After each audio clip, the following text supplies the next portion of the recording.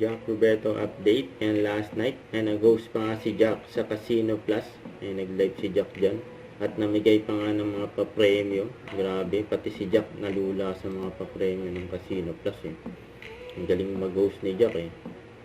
Ang pangalawang beses niya na nag-host dyan sa Casino Plus. Ang solid. Shoutout during Christmas party and si Jack Roberto and Team Lota. Ayan pa yung mga nagpa-picture kay Jack.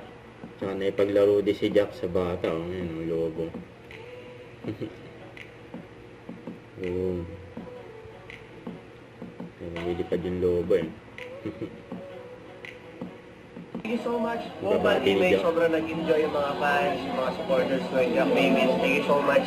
And sana sa mga susunod pa na event, makasama ko kayo. So guys, if you want to have quality photos, yung pang-groovy, kagaya nito, tapos natin.